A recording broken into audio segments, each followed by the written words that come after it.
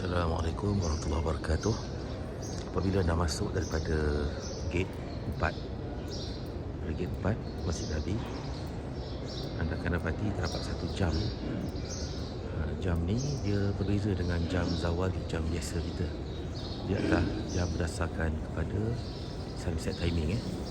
Jadi anda boleh perhatikan perbezaan. Sekarang ni kalau sunset timing adalah 4.40 lebih kurang, 4.38. Sementara kalau mengikut zawali pula, sekarang ni pukul 11 suku lebih kurang lah. Jadi ini di Masjid Nabi, berampiran dengan bab yang keempat ataupun bab 3 bab rahmah. Cuma bab rahmah ditutup sekarang.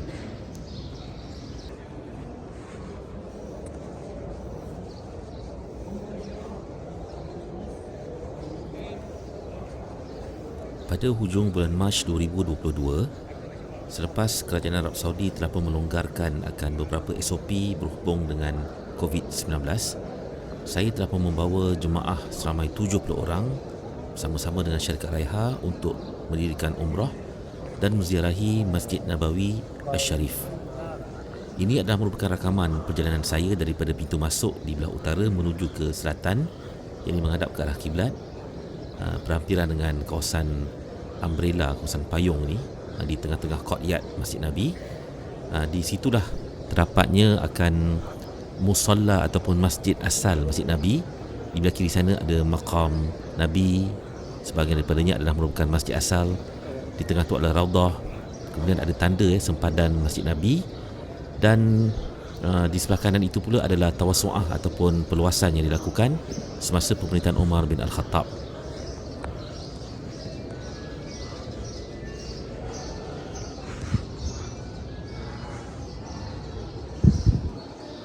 Assalamualaikum warahmatullahi wabarakatuh.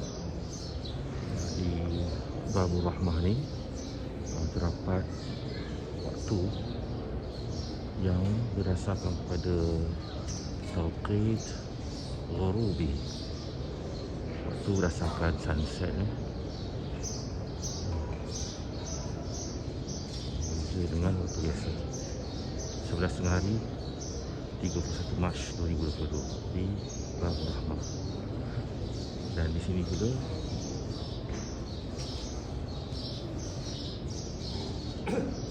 di bahagian depan Masjid Nabawi terdapat perbezaan masuk waktu solat berbanding dengan tauqit zawali dan tauqit ghurubi.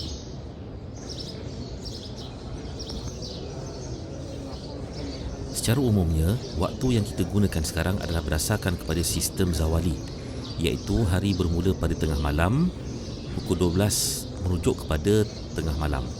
Sementara dalam amalan kerajaan Islam yang awal, pukul 12 itu bermula pada saat maghrib.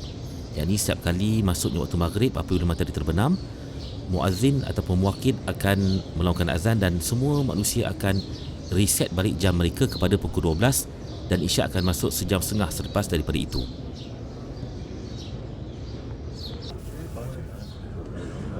Assalamualaikum warahmatullahi wabarakatuh.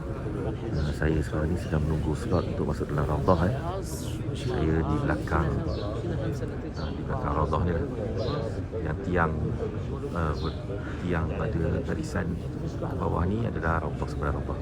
Di ujung sana di bab Siddiq, di situlah terdapatnya jam yang menggunakan sistem tauqit ghurubi dan juga tauqit zawali. Anda boleh tengok waktu maghrib tauqit ghurubi